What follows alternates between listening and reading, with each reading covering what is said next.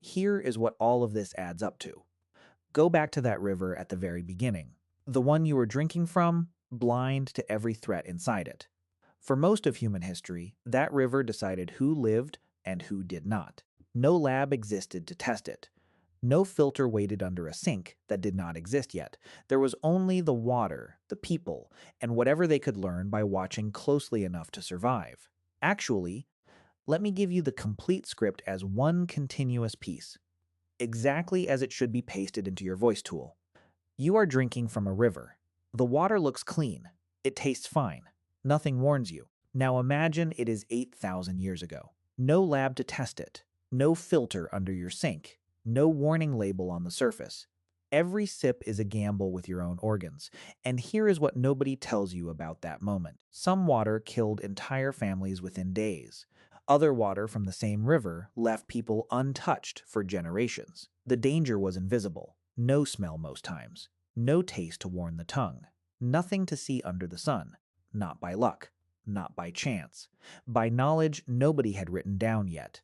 Every single civilization that survived long enough to build cities had already solved. A problem modern science did not fully explain until the 1800s. They could not see bacteria. They had no microscope. They had no idea what a parasite even was, and yet somehow they knew which water would kill them and which water would not. This is not a story about primitive people drinking blindly and hoping for the best. This is the story of how ancient humans built the first water safety system on Earth, and it started thousands of years before anyone understood why it worked. The oldest evidence comes from Egypt. Tomb paintings inside the burial sites of Amenophis II and Ramses II show workers treating water. These paintings date to somewhere between the 15th and 13th century BCE. The images show a substance being stirred into murky water, most likely alum, and cloudy particles clumping together and sinking. This was not decoration. This was documentation of a real technique used to make river water safe enough to drink. The Nile flooded every year and left behind water thick with mud, parasites, and disease. Egyptians could not explain what was living in that water, but they could see it settle out. And once it settled, fewer people got sick. That single observation, repeated for generations, became the foundation for water treatment as we know it today. Around the same era, the Indus Valley Civilization was doing something even more advanced. Cities like Mohenjo-daro, built roughly 4,500 years ago in what is now Pakistan, contained brick-lined wells and covered drainage channels running beneath the streets. Wastewater was kept separate from drinking water on purpose. Archaeologists have counted hundreds of these wells across a single city. This was not a lucky accident of city planning. This was deliberate infrastructure built specifically to keep dirty water away from clean water. A civilization that predates written history in most of the world had already figured out the single rule modern plumbing still depends on today. 1,500 miles east, ancient India was solving the same problem differently. The Sushruta Samhita, a Sanskrit medical text written sometime in the 3rd or 4th century CE, laid out exact instructions. Boil the water. Expose it to direct sunlight. Dip a heated piece of copper into it. Then strain it through sand and coarse gravel before anyone drinks it. Sushruta is remembered today as the father of surgery. But this text also functioned as the first known water safety manual in human history. None of these methods were random guesses. Boiling kills pathogens. Sunlight breaks down harmful microorganisms through ultraviolet exposure. Copper has measurable antibacterial properties that modern labs have confirmed. Ancient Indian physicians had no microscope and no germ theory. And yet every single one of their 4 methods works exactly the way modern science says it should. But there was a second method used across the ancient world. And this one still shows up in your kitchen right now. Around 400 BCE, a Greek physician named Hippocrates designed a cloth bag filter. Boiled rainwater was poured through it before patients drank it. Historians now call this the Hippocratic sleeve. It could not remove anything microscopic, but it trapped sediment, improved the taste, and reduced the chance of drinking something visibly contaminated. A century later, a writer named Diophanes of Nicaea recommended adding crushed laurel leaves to rainwater to mask bad smells and improve safety. These were separate cultures, separate continents, separate centuries, and they kept arriving at the exact same conclusion through trial and error alone.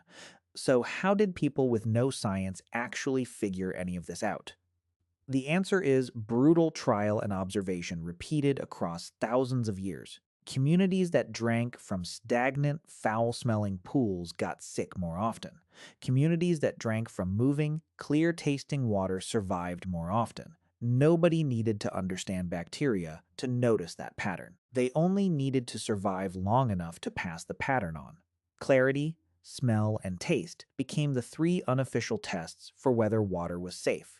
It was not perfect. Water can look and taste completely fine while still carrying deadly pathogens. But it was better than nothing, and it was the only tool available for most of human history. Rome took the idea and scaled it into infrastructure. Roman aqueducts included settling basins where the water slowed down before entering the city. Suspended particles sank to the bottom instead of flowing straight into someone's cup. Roman engineers also noticed something else. Water carried through lead pipes tasted sweet, but people who drank it for years often got sick in ways nobody could explain. Many wealthy Romans began choosing clay and stone channels instead, even though lead was cheaper and easier to shape. They did not know what lead poisoning was, they just knew something was wrong, and they acted on it anyway. And then there is the story of a single tree that outperforms almost everything we have covered so far. In the villages along the Nile in Sudan, women had a method passed down for generations. They crushed the seeds of the Moringa tree and dropped the powder directly into buckets of muddy river water. Within an hour, the mud clumped together and sank to the bottom, leaving clear water on top. In 1979, researchers John and Hamid documented this exact practice for the scientific journal Water SA. Later laboratory testing confirmed what those women already knew. Moringa seed powder reduces water turbidity by up to 99.5%. It reduces harmful bacteria by up to 99.99% within 1 to 2 hours. No electricity, no chemical plant, no factory. Just a tree, a hand, and knowledge passed from mother to daughter for longer than anyone can trace. Go further east, and the pattern holds again. Ancient Chinese texts dating back over 2,000 years describe boiling water and storing it in sealed containers before drinking, a practice tied to traditional medicine long before germ theory existed anywhere on Earth. Mesopotamian records describe similar sedimentation basins used along the Tigris and Euphrates rivers. 4 separate river civilizations, thousands of miles apart, arrived at boiling and settling as the two most trusted solutions to the exact same invisible problem. That is not a coincidence anyone can explain through simple luck. That is convergent human intelligence solving the same threat over and over again with nothing but patience and attention. This is not ancient trivia locked away in a museum. Right now, engineers in parts of Africa and Asia are studying moringa seeds as a replacement for industrial alum in modern treatment plants, because unlike alum, moringa does not leave behind aluminum residue in the finished water. The coagulation chemistry running through your own tap water treatment plant today traces back to the same principle those Sudanese women were using with a handful of crushed seeds. You have probably never thought about it. But the water coming out of your faucet right now owes something to a method with no recorded inventor and no patent. Centuries of that trial and error eventually collided with real science. In 1854, a London physician named John Snow traced a deadly cholera outbreak to a single contaminated water pump on Broad Street. He removed the pump handle.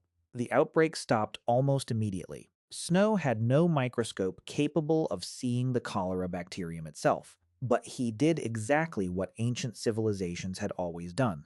He observed the pattern and acted on it before fully understanding why it worked. His investigation is now taught as the birth of modern epidemiology. And it worked using the exact same instinct that guided Egyptians, Indians, and Sudanese villagers thousands of years earlier. You would think that covers it: boiling, filtering, coagulation, infrastructure. It feels like the full picture. It is not even close to finished. Ancient Persian royalty reportedly carried drinking water in silver vessels on long military campaigns, a practice historians trace back to the era of Cyrus the Great. Indian households stored water in brass containers, an alloy built from copper and zinc. Neither culture understood microbiology. Neither had a word for bacteria. But modern science has since confirmed something called the oligodynamic effect, where trace amounts of silver and copper ions actively kill bacteria on contact. Silver-lined filters and copper-infused water bottles are sold today as premium modern technology. Most buyers have no idea they are holding a method that is roughly 2,500 years old. Humans were not even the first ones to figure this out. Elephants in dry regions of Africa dig into sandy riverbeds during drought season, reaching groundwater filtered naturally through lasers of sand below the surface. That water is consistently cleaner than whatever remains on the surface above it. Researchers have documented this exact behavior for decades. Early humans living alongside these animals almost certainly watched this happen and copied it, digging their own shallow wells beside dry riverbeds instead of drinking from whatever stagnant pool sat exposed to the sun. The animals never explained why it worked. They just did it, generation after generation, and it kept them alive. But the old sensory rules eventually failed catastrophically, and it happened recently enough to matter today. In the 1970s and 1980s, aid organizations across Bangladesh encouraged villagers to dig millions of tube wells to escape surface water contaminated with cholera and dysentery. The water from these wells looked perfectly clear. It tasted completely normal. By every ancient standard, it passed the test. But that groundwater was naturally contaminated with arsenic, a poison with no smell, no taste, and no visible warning sign. Tens of millions of people were exposed before scientists identified the crisis in the 1990s. It remains one of the largest mass poisonings in human history. The ancient method of judging water by sight, smell, and taste had finally met a threat it was never built to catch. Add it all up, and the number is almost impossible to comprehend. Every one of your ancestors, across roughly 300,000 years of human existence, faced this exact same test. Choose water that could keep you alive, or choose water that could kill you within days. Most had no written language. Most had no formal science of any kind. And yet enough of them chose correctly, generation after generation, that you exist to hear this story right now. That is not a small accomplishment buried in ancient history. That is the reason there is a human race left to build modern medicine at all. Think about what that actually required. Every river tested by watching who got sick and who did not. Every well judged by trial across dozens of lifetimes. Every plant, mineral, and metal tested against real human bodies with no ethics board and no safety net. Thousands of methods failed completely and were abandoned. A small handful worked well enough to survive into written history. Those are the ones this video just walked you through. The rest were paid for in lives nobody wrote down. None of these civilizations were in contact with each other. Egypt did not know what India was doing. Sudan did not know what Persia was doing. And yet, every single one of them landed on some version of the same four ideas.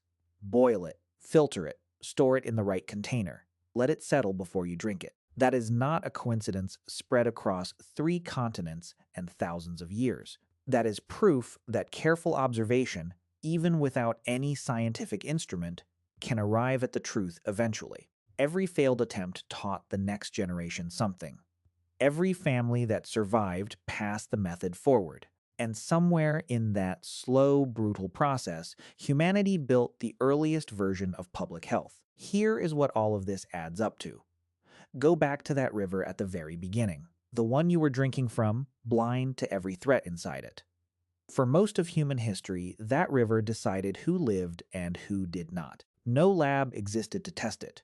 No filter waited under a sink that did not exist yet.